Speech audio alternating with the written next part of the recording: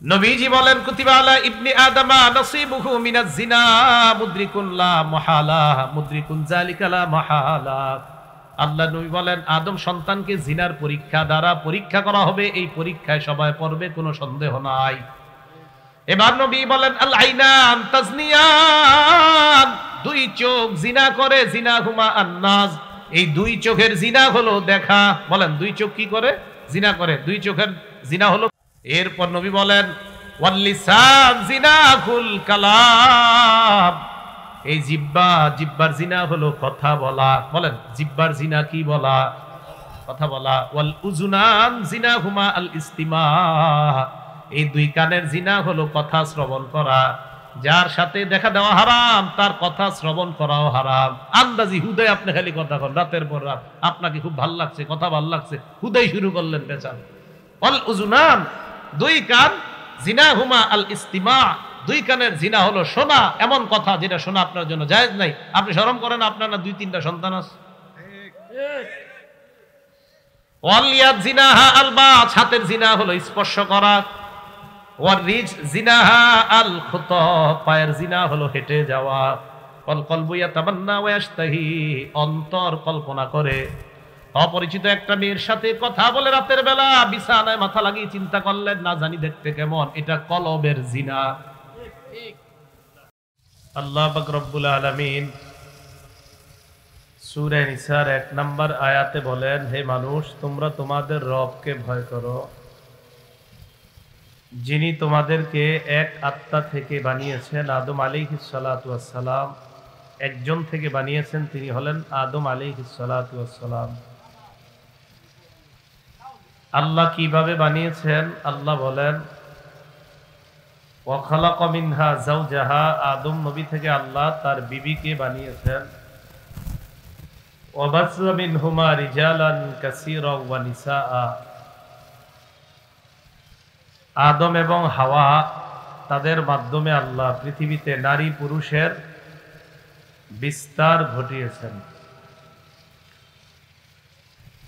একটা পরিবারের সূচনা হয় স্বামী স্ত্রীকে কেন্দ্র করে। এমন সুন্দর একটা সম্পর্কের মাধ্যমে একটা পরিবারের সূচনা হওয়ার পরেও আমাদের সমাজে বর্তমানে একটা অপরাধ ভয়ঙ্কর রূপ ধারণ করেছে। এই অপরাধটার নাম পরকীয়া। পরকীয়া কোন পুরুষের স্ত্রী থাকা সত্ত্বেও অন্য কোন নারীর প্রতি আসক্ত হওয়া, কোন মহিলার স্বামী থাকা সত্ত্বেও অন্য কোন পুরুষের প্রতি আসক্ত হওয়া, এটাকে বলা হয় পরকীয়া।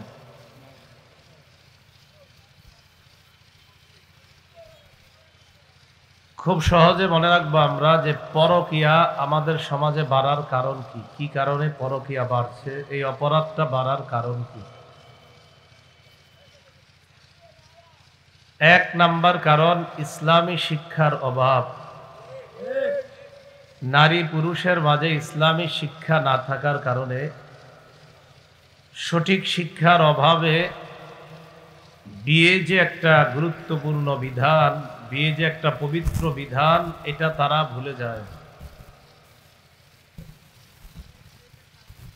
সহিহ বুখারীর বর্ণনা 5063 নম্বর হাদিসের বর্ণনা।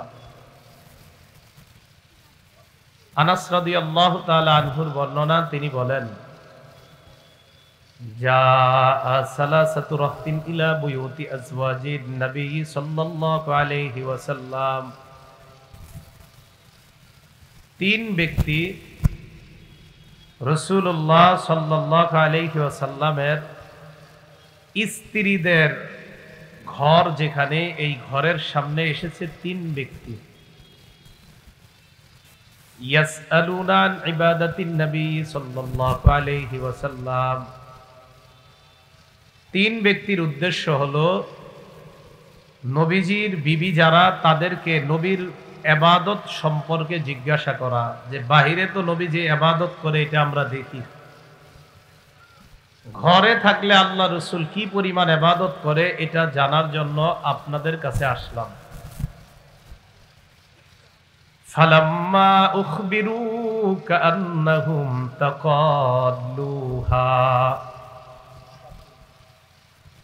যখন নবীজির ইবাদতের ব্যাপারে এই তিন ব্যক্তিকে অবগত করা হলো,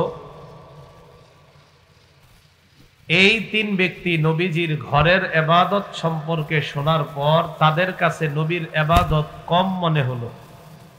নবীর ইবাদত কম মনে হলো তাদের কাছে, যে নবীজি ঘরে থাকলে এই ইবাদত করে, এটা তাদের কাছে কম মনে হলো, এটাকে তারা কম মনে করলো। ফাকালু ওয়া আইনা নাহনু মিনান নবী সাল্লাল্লাহু আলাইহি ওয়াসাল্লাম ওয়া ক্বাদ গুফিরা লাহু মা তাকদ্দামা মিন যামবিহি ওয়া মা তাআখার।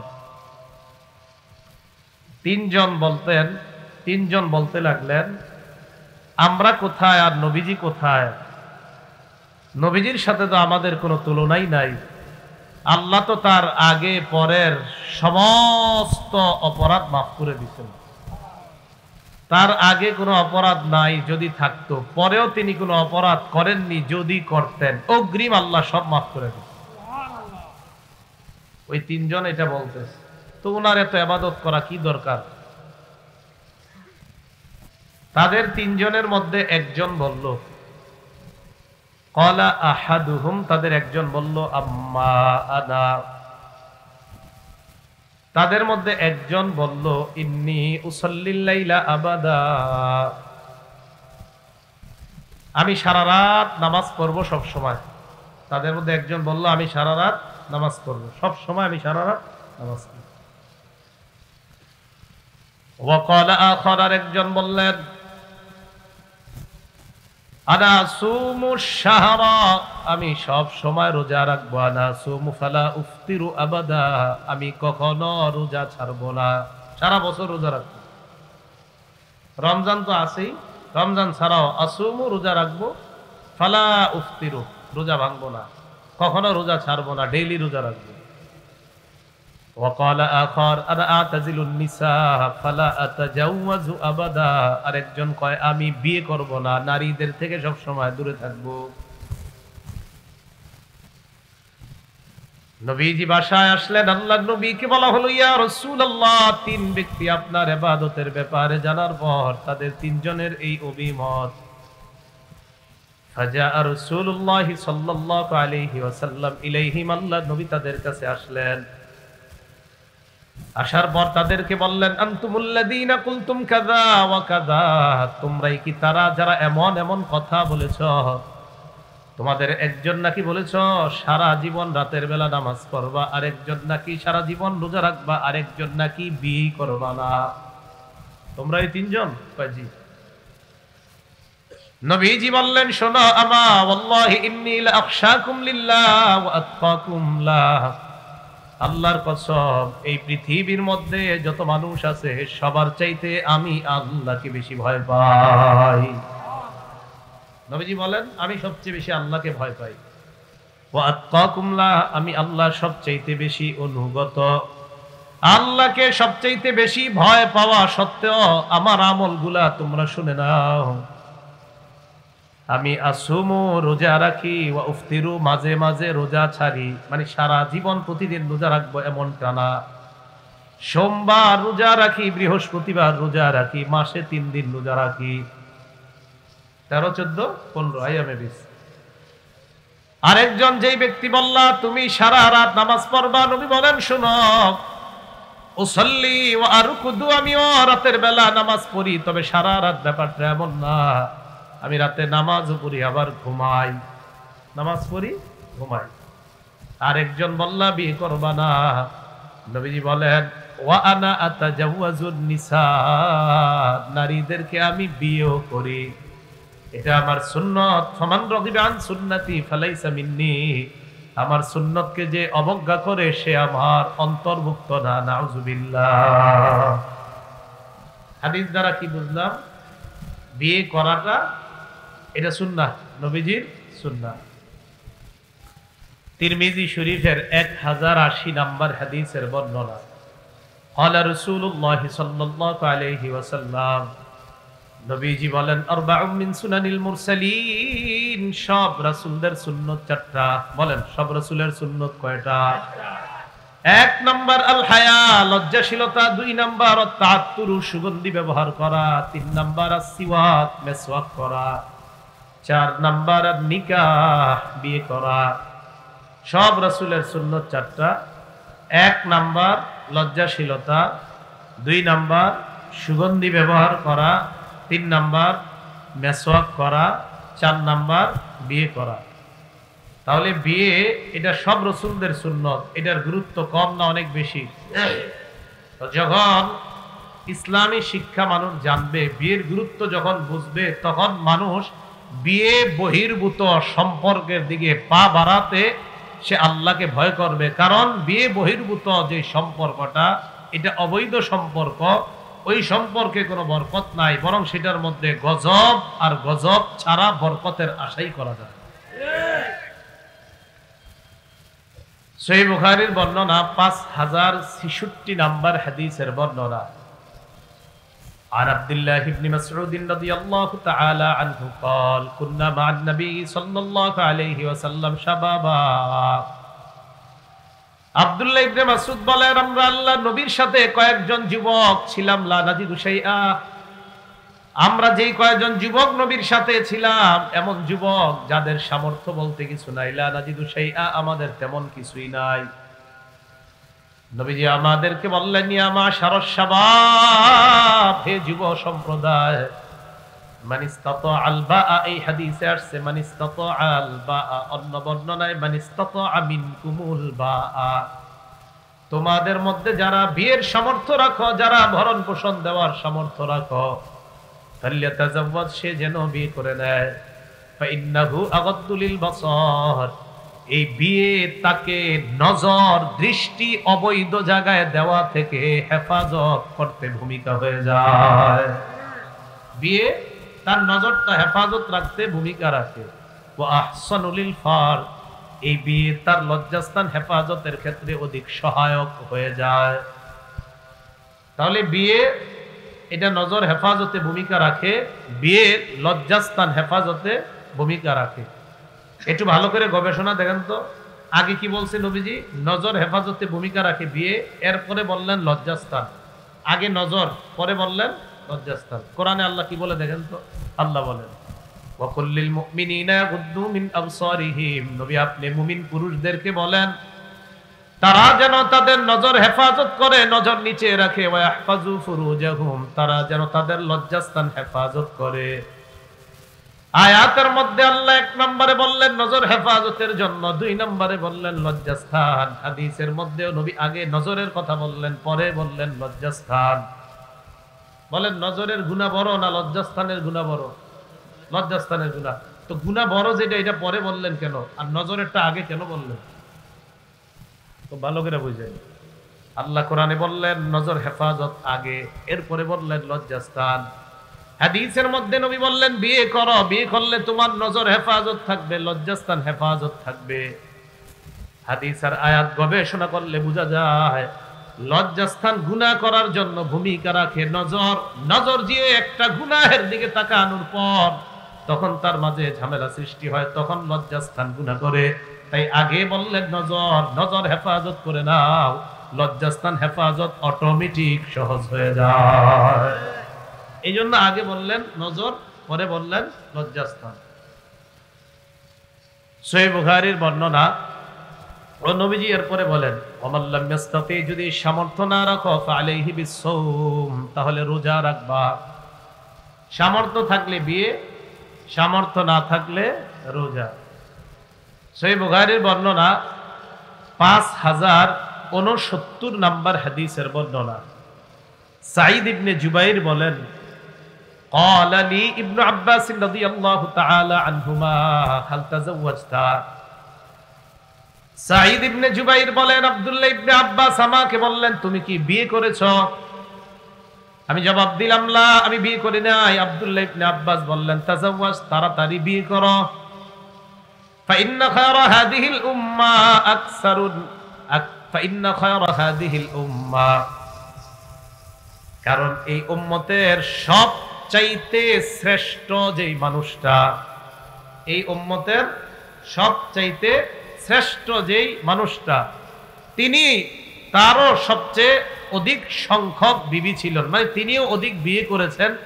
এই উম্মতের সর্বশ্রেষ্ঠ যে মানুষটা, তিনি অধিক বিয়ে করেছেন, তিনি একাধিক বিয়ে করেছেন, আর তুমি এখনো বিয়ে করো নাই। সাইদ ইবনে জুবাইরকে আব্দুল্লাহ ইবনে আব্বাস বললেন, বিয়ে করো। এই উম্মতের সর্বশ্রেষ্ঠ যিনি, তিনি একাধিক বিয়ে করেছেন, আর তুমি এখনো বিয়ে করে নাই, তাড়াতাড়ি বিয়ে করো।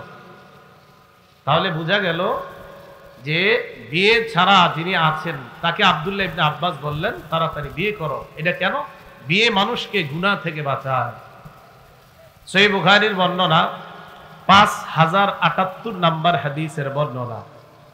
এই হাদিসের বর্ণনাকারী আম্মা জান আয়েশা সিদ্দিকা রাদিয়াল্লাহু তাআলা আনহা, আন আয়েশা সিদ্দিকা রাদিয়াল্লাহু তাআলা আনহা, আম্মা জান আয়েশা সিদ্দিকা রাদিয়াল্লাহু তাআলা আনহার বর্ণনা, তিনি বলেন, ক্বালা রাসূলুল্লাহ সাল্লাল্লাহু আলাইহি ওয়াসাল্লাম, নবীজি সাল্লাল্লাহু আলাইহি ওয়াসাল্লাম বলেন, আয়েশা, ইন্নী উরিতুকি ফিল মানামি মাররাতাইন, আমি স্বপ্নে দেখলাম তোমাকে দুইবার। আমাকে স্বপ্ন যোগে তোমাকে দুইবার দেখানো হয়েছে। স্বপ্ন যোগে আমাকে দুইবার দেখানো হয়েছে, স্বপ্নে আমি তোমাকে দুইবার দেখছি। ফাইদা রাজুলুন ইয়াহমিলুকি ফি সারিকাতি হারির, আমি দেখলাম এক ব্যক্তি ইয়াহমিলুকি ফি সারাকাতি হারিরিন, একটা রেশমের কাপড়ে পেঁচাইয়া তোমারে কই জানি নিয়ে যায়। আমি স্বপ্নে দেখলাম আয়েশা, একজন তোমাকে রেশমের কাপড়ের মধ্যে পেঁচায়া কোথায় যেন নিয়ে যায়। ওই ব্যক্তি যখন আমাকে দেখলেন, দেখার পর ফায়াকুলু, আমাকে বললেন, হাদিহি ইমরাআতুক, এটাই আপনার বিবি। সুবহানাল্লাহ। স্বপ্নে রেশমের কাপড়ে তোমাকে পেঁচিয়ে কোথায় নিয়ে যাচ্ছে, আর আমাকে বললেন এটাই তোমার বিবি। ফাআকশিফুহা, আমি রেশমের কাপড়টা সরাইলাম। সরানোর পর দেখলাম ফাইদা হিয়া আনতি, আমি দেখলাম রেশমের কাপড়ের মধ্যে তুমি। ফাকুলু, আমি বললাম, ইয়াকুন হাযা মিনাল্লাহ, এই স্বপ্ন যদি আল্লাহর পক্ষ থেকে হয়ে থাকে, ইউমজিহি, তাহলে অচিরেই আল্লাহ এই স্বপ্নের বাস্তবায়ন করবেন, মানে আয়েশাকে আমার বিবি বানাবেন। এটা বিয়ের পরে আর কি আম্মা জান আয়েশাকে বলছে, আয়েশা, বিয়ের আগে আমি তোমারে দুইবার স্বপ্ন দেখছি। আমি দেখলাম একজনের রেশমের কাপড়ে পেঁচায় তোমারে নিয়ে যায়, আমারে দেখা বললেন এটা আপনার বিবি। এই কথা বলার পর আমি বললাম, আমি রেশমের কাপড় সরাইলাম, দেখলাম এটা তুমি, আর বললাম যদি এই স্বপ্ন আল্লাহর পক্ষ থেকে হয়ে থাকে, ইউমজিহি, আল্লাহ এটার বাস্তবায়ন ঘটাবেন। আল্লাহ এটার কি করবেন? বাস্তবায়ন ঘটাবেন। তাই হয়েছে। পরবর্তীতে আম্মা জান আয়েশা সিদ্দিকা রাদিয়াল্লাহু তাআলা আনহাকে পরবর্তীতে আল্লাহ রাসূল সাল্লাল্লাহু আলাইহি সাল্লাম বিয়ে করেছেন। এই হলো বিয়ের গুরুত্ব, এই হাদিসগুলোর দ্বারা আমাদের কাছে স্পষ্ট হয়ে যায়। তো বললাম, পরকীয়ার এক নাম্বার কারণ ইসলামী শিক্ষার অভাব। পরকীয়ার দ্বিতীয় কারণ নারী পুরুষের অবাধ মেলামেশা। বলেন বাংলাটা জোরে বলেন, অবাধ মেলামেশা। সহিহ বুখারীর বর্ণনা, 5232 নাম্বার হাদিসের বর্ণনা। ক্বালা রাসূলুল্লাহ সাল্লাল্লাহু আলাইহি ওয়াসাল্লাম, নবীজি বলেন, ইয়াকুমুদ দুখুল আলান নিসা, হে পুরুষরা, তোমরা নারীদের কাছে গমন করা থেকে বেঁচে থাকো। পুরুষদেরকে বললেন নারীদের কাছে গমন করা থেকে তোমরা বেঁচে থাকো। ফাকালা রাজুলুম মিনাল আনসার, এক আনসারী যুবক দাঁড়িয়ে বললেন, ইয়া রাসূলুল্লাহ, আফরাআইতাল হামওয়া, দেবরের ব্যাপারে আপনি কি বলবেন? দেবর মানে স্বামীর ভাই। দেবর কি? হুজুর, স্বামীর ভাইয়ের ব্যাপারে আপনি কি বলবেন? আল্লাহর নবী বললেন, আল হাম্মু আল মাউত, দেবর হলো মৃত্যু। জোরে বলেন সবাই, দেবর মৃত্যু। ভাবি সব সময় বোরকা পরে ঘরে দেবরের সাথে দেখা দেয়। নবী বললেন, আল হাম্মু আল মাউত, দেবর মৃত্যু। তাহলে অবাধ মেলামেশা, এটা হলো পরকীয়ার দ্বিতীয় কারণ। ক্বালা রাসূলুল্লাহ সাল্লাল্লাহু আলাইহি ওয়াসাল্লাম, নবীজি বলেন, লা ইয়াখলুয়ান্না রাজুলুন বিইমরাআ ইল্লা মাযি মাহরামিন। বুখারীর বর্ণনা 5233 নম্বর হাদিসে আল্লাহর নবী বলেন, লা ইয়াখলুয়ান্না রাজুলুন বিইমরাআ ইল্লা মাযি মাহরামিন। কোন পুরুষ অন্য কোন নারীর সাথে সাক্ষাৎ করবে না মাহরাম ছাড়া। কি ছাড়া? মাহরাম ছাড়া সাক্ষাৎ করবে না। এই জন্য ডাক্তারের চেম্বারে যখন আপনার বিবি যাবে, ডাক্তার যদি পুরুষ হয়, উচিত হলো আপনিও তার সাথে যাওয়া, আপনিও তার সাথে যাওয়া। কথাটা মনে রাখবেন। এগুলো আপনার 2 নাম্বার। নারী পুরুষের অবাধ মেলামেশা পরকীয়ার দ্বিতীয় কারণ। একটা নারী আর পুরুষ যখন অবাধে মেলামেশা করবে, একজন আরেকজনের প্রতি আকৃষ্ট হয়ে যাওয়ার সম্ভাবনা আছে না নাই? 3 নাম্বার, পর্দাহীনতা, যেটা আমাদের বাংলাদেশে না থাকলেও পৃথিবীতে আছে। বাংলাদেশে আছে, কিশোরগঞ্জ হয়তো নাই। পর্দাহীনতা বলেন 3 নাম্বার কি? পর্দাহীনতা। এটা হলো পরকীয়ার 3 নাম্বার কারণ। তিরমিজি শরীফের 1173 নাম্বার হাদিসের বর্ণনা। ক্বালা রাসূলুল্লাহ সাল্লাল্লাহু আলাইহি ওয়াসাল্লাম, নবীজি বলেন, আল মারআতু আওরাতুন, নারী হলো আবৃত বস্তু, নারী হলো ঢেকে রাখার বস্তু।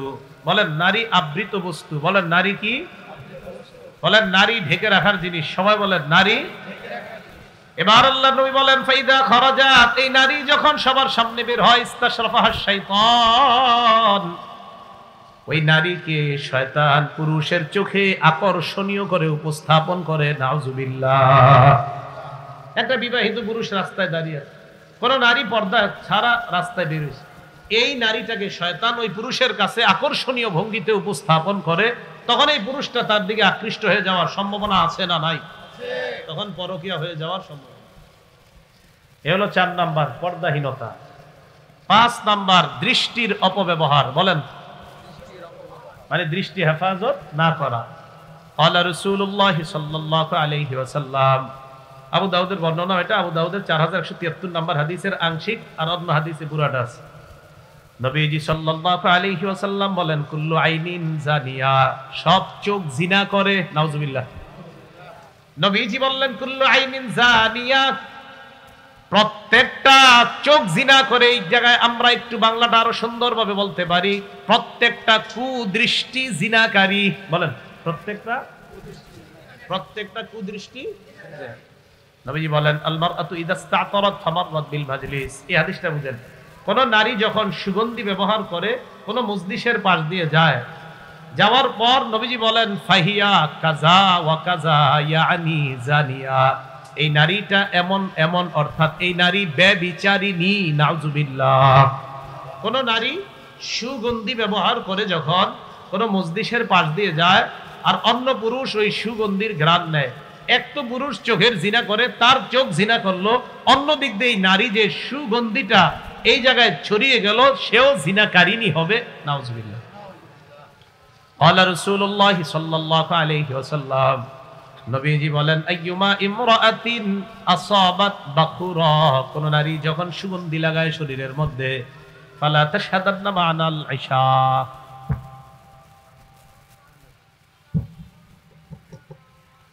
কোন নারী যখন সুগন্ধি লাগায় শরীরে, ফালা তাশহাদান্না মা'নাল ইশা, ওই নারী যেন এশার নামাজে না আসে। নবীজি এক হাদিসের মধ্যে বলছে আর কি। এটা কেন? তো ওই সময় তো আপনার নারীরাও জামাতে যেতেন, এখন আবার নারীরা জামাতে যাওয়ার যে বর্তমান যে পরিস্থিতি, আপনার ফিতনার পরিস্থিতিতে, এখন মুফতি সাহেবদের কাছ থেকে যেতে হবে, তাদের কাছে গিয়ে ফতুয়া এনে যে কোন পরিস্থিতিতে কিভাবে মসজিদে যাওয়ার অনুমতি হতে পারে নারীদের, এটা অনেক গবেষণার বিষয়। এটা অবশ্যই লিখিত ফতুয়া লাগবে। হ্যাঁ, কিছু মসজিদ এমন যদি তৈরি হয় যেখানে নারীর রাস্তা আলাদা, নারী কোন দিক দিয়ে আসে পুরুষ জানতেও পারে না, তো এই জাতীয় মসজিদ বাংলাদেশে কোথায় পাবেন? তো যাই হোক, বলছিলাম, তো নবীজি বললেন, যারা সুগন্ধি ব্যবহার করে তারা যেন না আসে সালাতে, এশার নামাজে না আসে। কেন? সেখানে তাদের ঘ্রাণের কারণে ঝামেলা হয়ে যেতে পারে। তাহলে সুগন্ধি ব্যবহার করে অন্য পুরুষ যদি সেই সুগন্ধির ঘ্রাণ নেয়, এক তো পুরুষ জিনা করলো, অন্য দিক দিয়ে ওই নারীকেও নবীজি জিনাকারিনী বললেন। নাউজুবিল্লাহ। তাহলে 5 নাম্বার, দৃষ্টির গুনাহ। কুল্লু আইনিন জানিয়া, প্রত্যেক কুদৃষ্টি জিনাকারিনী। 6 নাম্বার, এখন বলেন, ও যেটা যে বিষয়টা বুঝাইতে চাই, চোখ দিয়ে কোনো নারীর দিকে তাকানোর পর আকর্ষণ হয় কি হয় না? এটা পরকীয়ার 5 নাম্বার কারণ, চোখের অপব্যবহার। 6 নাম্বার কারণ, কথা বলা। বলেন, কি বলা? মাশাআল্লাহ, ফোন আসছে একদিন আপনার কাছে, আপনি একজন বিবাহিত, 3-4টা সন্তানের বাবা, ফোন আসার পর ওপাশ থেকে কি যেন একটা কণ্ঠ পেয়েছেন, শুরু হয়ে গেল আপনার কথাবার্তা। এই যে আপনি কথা শুরু করলেন, এটাও আপনি পরনারীতে আসক্তি হয়ে যাওয়ার একটা কারণ হবে। সহিহ বুখারীর বর্ণনা 6243 নাম্বার হাদিসের বর্ণনা, ক্বালা রাসূলুল্লাহ সাল্লাল্লাহু আলাইহি ওয়াসাল্লাম, নবীজি বলেন, কুতিবা আলা ইবনি আদামা নাসিবুহু মিনাজ জিনা মুদরিকুন লা মাহালা মুদরিকুন যালিকা লা মাহালা। আল্লাহ নবী বলেন, আদম সন্তানকে জিনার পরীক্ষা দ্বারা পরীক্ষা করা হবে, এই পরীক্ষায় সবাই পড়বে, কোনো সন্দেহ নাই। এবার নবী বলেন, আল আইনান তাজনিয়ান, দুই চোখ জিনা করে, জিনা হুমা আন্নাজ, এই দুই চোখের জিনা হলো দেখা। বলেন, দুই চোখ কি করে? জিনা করে। দুই চোখের জিনা হলো। এরপর নবী বলেন, ওয়াল লিসান জিনাকুল কালাম, এই জিহ্বা, জিহ্বার জিনা হলো কথা বলা। বলেন, জিহ্বার জিনা কি বলা? কথা বলা। ওয়াল উযুনান জিনাহুমা আল ইস্তিমা, এই দুই কানের জিনা হলো কথা শ্রবণ করা। যার সাথে দেখা দেওয়া হারাম, তার কথা শ্রবণ করাও হারাম। আন্দাজি হুদাই আপনি খালি কথা কন, রাতের পর রাত আপনাকে খুব ভাল লাগছে, কথা ভাল লাগছে, হুদাই শুরু করলেন পেছান। ওয়াল উযুনান, দুই কান, জিনাহুমা আল ইস্তিমা, দুই কানের জিনা হলো শোনা, এমন কথা যেটা শোনা আপনার জন্য জায়েজ নাই। আপনি শরম করেন, আপনার না 2-3টা সন্তান আছে? ওয়াল ইয়াদ জিনাহা আল বাত, হাতের জিনা হলো স্পর্শ করা। ওয়ার রিজ জিনাহা আল খুতা, পায়ের জিনা হলো হেঁটে যাওয়া। ওয়াল কলবু ইয়াতামান্না ওয়া ইয়াশতাহি, অন্তর কল্পনা করে। অপরিচিত একটা মেয়ের সাথে কথা বলে রাতের বেলা বিছানায় মাথা লাগিয়ে চিন্তা করলেন, না জানি দেখতে কেমন, এটা কলবের জিনা। ওয়াল ফারজু ইউসাদ্দিকুহু যালিকা ওয়া ইউকাযযিব, লজ্জাস্থান এটাকে বাস্তবায়ন করে। নাউযুবিল্লাহ। তাহলে 6 নাম্বার পরকীয়ার কারণ কথা বলা। তাহলে এমন কারোর সাথে কথা বললেন না যার সাথে কথা বলা হারাম। এখন একটা প্রশ্ন করি, যাকে সরাসরি দেখা হারাম, নাটক সিনেমায় তাকে দেখা না? আওয়াজটা আস্তে হয়ে গেল। কারণ অনেকে আপনারা 5 ওয়াক্ত নামাজ পড়েন, এরপরে রাতের বেলা শুয়ে শুয়ে চিন্তা শয়তান এসে একটু সাথে সাথে আল্লাহকে স্মরণ করবেন। কাকে? সূরা আরাফের 201 নম্বর আয়াতে আল্লাহ বলেন, ইন্নাল্লাযীনা তাকাউ ইযা মাসসাহুম তাইফুম মিনাশ শাইতান, যারা আল্লাহকে ভয় করে, শয়তানের কুমন্ত্রণা যখন তাদেরকে স্পর্শ করে, শয়তান হঠাৎ এসে বলবে, আরে দেখ, 2 মিনিট দেখলে কিছু হবে না। তাযাক্কারু, সাথে সাথে আল্লাহকে স্মরণ করে, ফাইদাহুম মুবসিরুন, তাদের দৃষ্টি শক্তি খুলে যায়, আল্লাহ আপন কুদরতে তাদেরকে হেফাজত করে। সুবহানাল্লাহ। আল্লাহর ভয় তৈরি করে। বলছিলাম 6 নাম্বার কথা বলা, পরকীয়ার কারণ। পরকীয়ার কারণ 7। কোন নারীর সাথে আপনি, যে নারীর সাথে আপনার অবশ্যই দেখা দেওয়া হারাম, তো একজন নারী আপনার বাসে উঠছে, চেষ্টা করবেন ওই নারীর সাথে আরেকজন নারীকে বসিয়ে দেওয়ার চেষ্টা করবেন। অথবা আপনি বসলেন, কোন নারী আপনার পাশে এসে বসলো, আপনি চেষ্টা করবেন যথাসম্ভব নিজের দূরে রাখা, যেন স্পর্শ না হয়। কি ভাই কথা বুঝে আসছে? 7 নাম্বার, একজন আরেকজন যার সাথে দেখা দেওয়া হারাম, তো এইভাবে স্পর্শ হওয়ার কারণেও অন্তরের মধ্যে শয়তান ঝামেলা সৃষ্টি করতে পারে। এই স্পর্শ এটাও পরকীয়ার 7 নাম্বার কারণ, যে হঠাৎ কোনো একজন কারো সাথে, যার সাথে আপনার দেখা দেওয়া হারাম, কোনোভাবে তার শরীর আপনি স্পর্শ হয়ে গেল, নাউজুবিল্লাহ, আল্লাহ হেফাজত করেন, এটার কারণে হয়ে যেতে পারে ঝামেলা।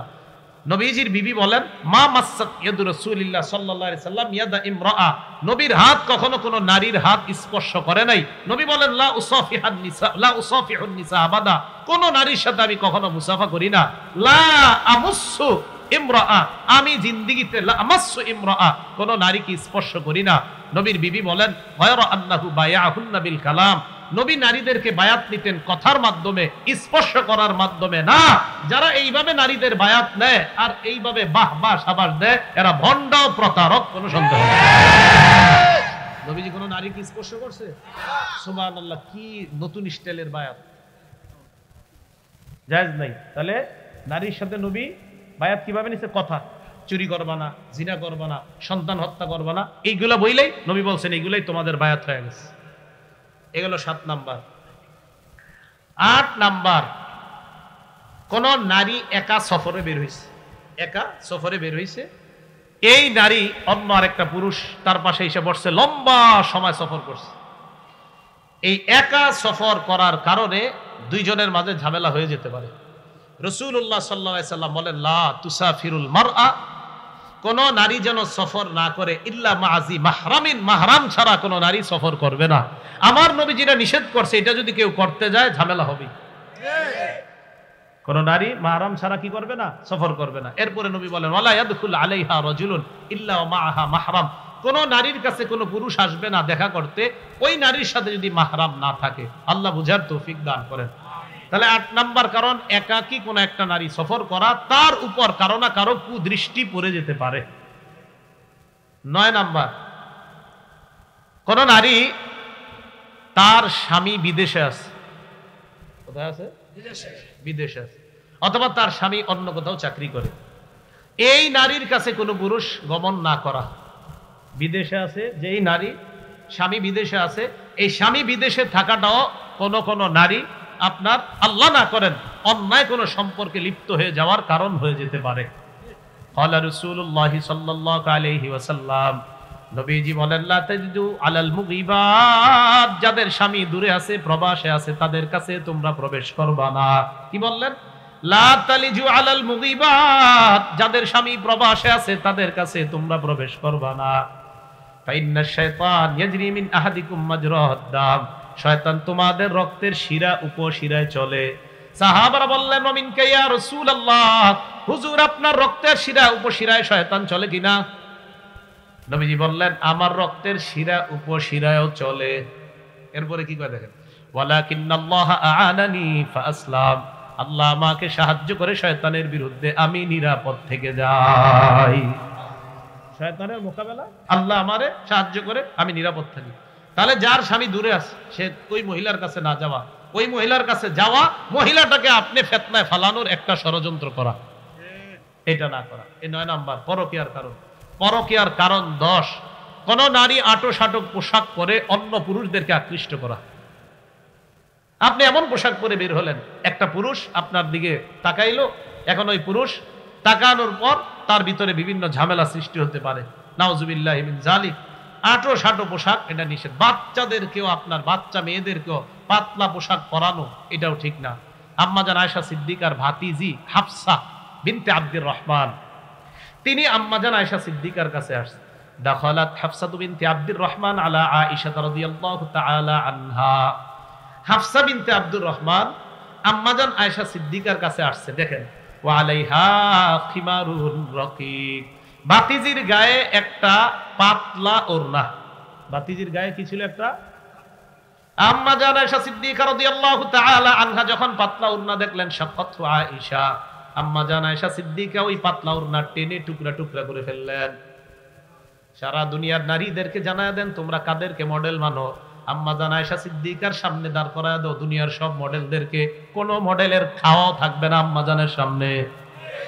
এত সুন্দরী বানিয়েছিলেন আল্লাহ তাআলা আম্মাজান আয়েশা সিদ্দিকাকে। কাকে আপনারা মডেল মানেন? সেই আম্মাজান পাতলা পোশাক দেখা কাইটা টুকরা টুকরা করে। এরপরে কি করলেন?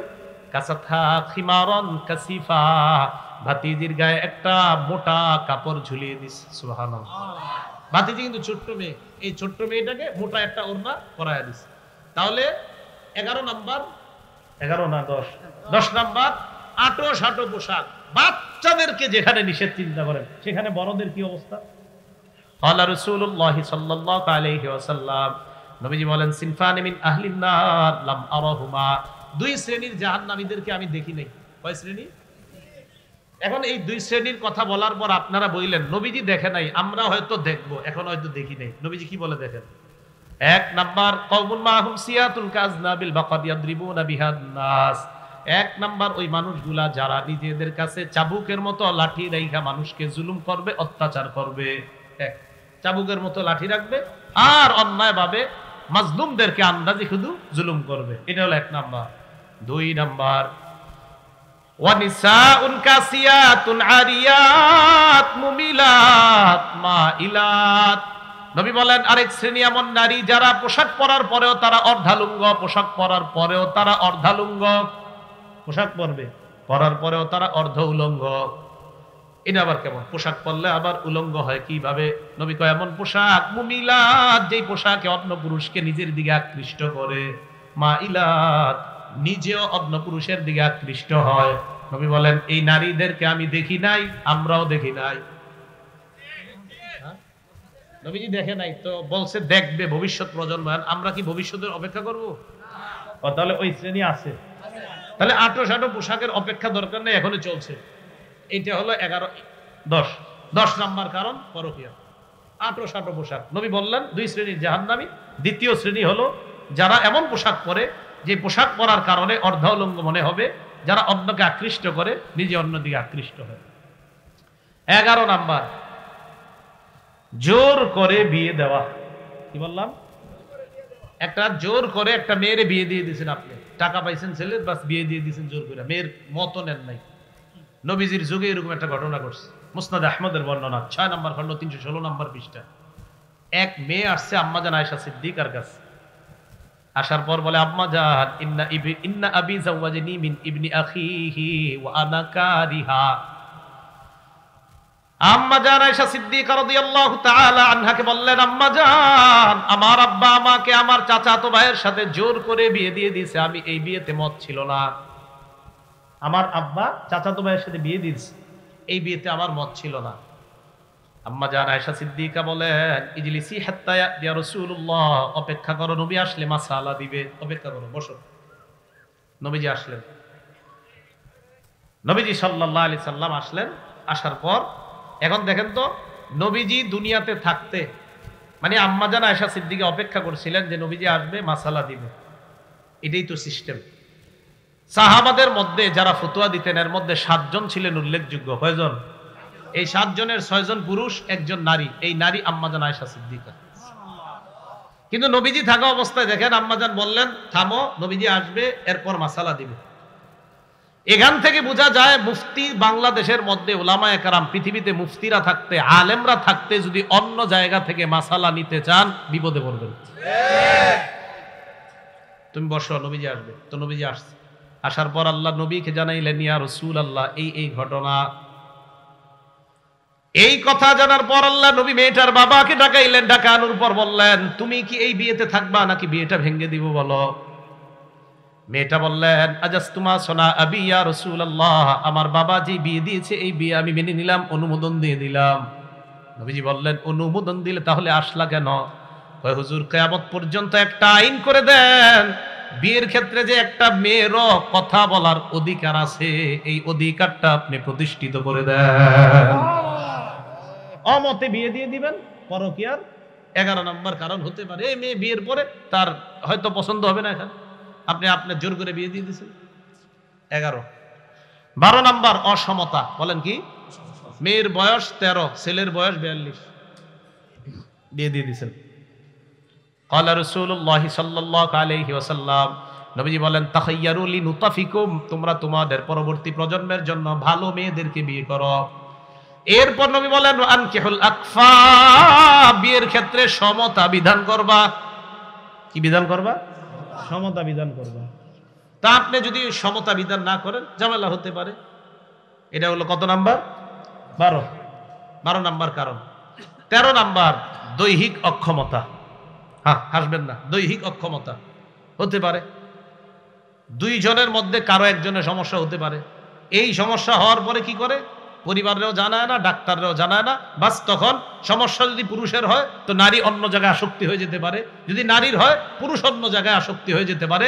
অথচ বিষয়গুলো হলো আপনার পরিবারকে জানানো দরকার ছিল, ডাক্তারের কাছে যাওয়া দরকার ছিল। এটা না করে হয়ে যায় উল্টাটা। এটা দৈহিক অক্ষমতা, এটাও পরকীয়ার একটা কারণ। এটা ১৩ নাম্বার। এজন্য যাদের দৈহিক শক্তির প্রয়োজন আল্লাহর কাছে দোয়া করবেন, এক ইস্তেগফার বেশি বেশি পড়বেন। আর নববী আপনার চিকিৎসা, মধু, কালিজিরা প্রতিনিয়ত সেবন করেন, খেজুর সেবন করেন, খেজুর খান, আর আপনি কিসমিস খান, প্রতিনিয়ত খান। এগুলা নববী তিব। এটা রাসূল সাল্লাল্লাহু আলাইহি সাল্লাম সাহাবাদের থেকে এইগুলা চিকিৎসাগুলো এটা করেন।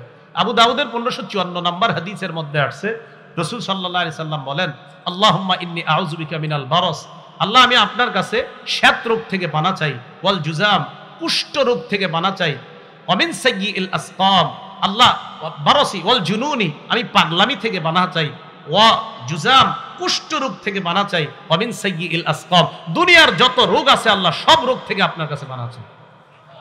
আবার বলছি আমি, আল্লাহুম্মা ইন্নী আউযু বিকা মিনাল বারাস ওয়াল জুনুনি ওয়াল জুজাম ওয়া মিন সাইয়্যিল আসকাম, কোন বর্ণনায় ওয়া সাইয়্যিল আসকাম। এই দোয়াটা করা যায়। আরেকটা হলো আপনার পুষ্টিহীনতার কারণে ঝামেলা হইতে পারে শারীরিক, এই জন্য পুষ্টির জন্য আল্লাহর কাছে দোয়া করবেন। আবু দাউদ শরীফের 1547 নম্বর হাদিসে আছে নবীজি আল্লাহর কাছে দোয়া করতেন, আল্লাহুম্মা ইন্নী আউযু বিকা মিনাল জু', আল্লাহ আমি আপনার কাছে ক্ষুধা থেকে পানাহ চাই। কি থেকে? ক্ষুধা থেকে। বাসে চলতেছেন, হোটেলও নাই, কিচ্ছু নাই, খিদা লাগছে কররা, বাস দোয়া চালান এটা, আল্লাহুম্মা ইন্নী আউযু বিকা মিনাল জু', আল্লাহ ক্ষুধা থেকে আপনার কাছে পানাহ চাই। কেন? নবীজি সাল্লাল্লাহু আলাইহি সাল্লাম বলেন, আল্লাহ ফাইন্নাহু বিসাদ দাজি', ক্ষুধা হলো নিকৃষ্ট শয্যা সঙ্গী। কি বললাম? ক্ষুধা হলো নিকৃষ্ট শয্যা সঙ্গী। রাতে যদি ক্ষুধার্ত অবস্থায় ঘুমান, ঘুমার আসবে না। ক্ষুধা হলো নিকৃষ্ট শয্যা সঙ্গী। দেখছেন যে আমাদের নবীজি কত সুন্দর কথা বলে। সুবহানাল্লাহ। এরপরে নবী আল্লাহকে বলতেন, ওয়া আউযু বিকা মিনাল খিয়ানা, আল্লাহ আমি আপনার কাছে খিয়ানাত থেকে পানাহ চাই। ফাইন্নাহা বিসাতিল বিতানা, কেননা খিয়ানত হলো সবচেয়ে নিকৃষ্ট বন্ধু। খিয়ানত নিকৃষ্ট বন্ধু। আপনারা এসে শয়তান খোঁচাবে, আরে সমস্যা কি, টাকা পায়, দিন পরে দে, এই দে, সে আমানতের খেয়ানত করাইতে যাবে। এটা কি ভালো বন্ধু না নিকৃষ্ট বন্ধু? তাহলে এই হলো 13 নাম্বার আপনার দৈহিক অক্ষমতা। 14, ইলেকট্রনিক মিডিয়া ব্যবহার সহজলভ্য হয়ে যাওয়া। কি বললাম? ইলেকট্রনিক মিডিয়ার ব্যবহার সহজলভ্য হয়ে যাওয়া। 500 টাকার একটা বই কিনতে করবেন, কিনবে না। 550 টাকা দিয়ে জিবি কিনতে করবেন, কিনবে। এমবি কিনতে বলবেন, কিনবে। সহজলভ্য হয়ে যাওয়া ইলেকট্রনিক মিডিয়ার অপব্যবহার। 15 নাম্বার, পশ্চিমা সংস্কৃতি গ্রহণ। কি বললাম? পশ্চিমা বলেন অপসংস্কৃতি, সংস্কৃতি না, বলেন পশ্চিমা অপসংস্কৃতি। রাসূল সাল্লাল্লাহু আলাইহি সাল্লাম বলেন, মান তাশাব্বাহা বিকওমিন ফাহুয়া মিনহুম, কেউ কোন সম্প্রদায়ের সাথে যদি সাদৃশ্য রাখে সে ওই সম্প্রদায়ের অন্তর্ভুক্ত হয়ে যায়। এখন একটা পুরুষ যখন বাইর হবে, হওয়ার পর যখন দেখবে অন্যান্য মেয়েগুলো এমন উগ্রভাবে চলাফেরা করতেছে, তখন তার মাঝে শয়তান কুমন্ত্রণার সৃষ্টি করবে। এই কারণগুলোর কারণে একটা পুরুষ অন্য নারীতে আসক্ত হয়ে যেতে পারে। 16 নাম্বার, চ্যানেলগুলার অপব্যবহার। নারীরা সাধারণত চ্যানেলগুলা বেশি দেখে, আর এমন জিনিস দেখানো হয় চ্যানেলগুলার মধ্যে যে কিভাবে একটা নারী পরপুরুষে আসক্তি হতে পারে, এই কারণগুলাও উল্লেখযোগ্য। এইগুলা থেকে যখন সমাজকে আমরা রক্ষা করতে পারবো, মাশাআল্লাহ আপনারা এলাকাবাসী যুব সমাজ মাহফিলের আয়োজন করছেন, যুব সমাজ মিলে এই এলাকাটাকে একটা এমন এলাকা বানানোর চেষ্টা করবেন যে এলাকায় কোনো পরকীয়া থাকবে না। চেষ্টা করা যায় কিনা? ইনশাআল্লাহ। আল্লাহ আমাদের সকলকে যেই কথাগুলা বললাম শুনলাম, এই কথাগুলোর উপর আমরা যেন আমল করতে পারি, আল্লাহ তৌফিক দান করেন। আমার একটা মাসালা জিজ্ঞাসা করছে, মাসালা জামিয়া ইমদাদিয়া জিজ্ঞাসা করবেন ইনশাআল্লাহ, ফতুয়া বিভাগে। হ্যাঁ, আল্লাহ আমাদের সব। মাসালা কোথায়? ফতুয়া বিভাগে। বলেন মাসালা কোথায়? এখানে না, এখানে বয়ান হবে, মাসালা হবে ফতুয়া বিভাগে। যে কথাগুলা বললাম শুনলাম, পরকীয়া নামক ভয়ঙ্কর অপরাধ থেকে আল্লাহ আমাদেরকে হেফাজত করেন।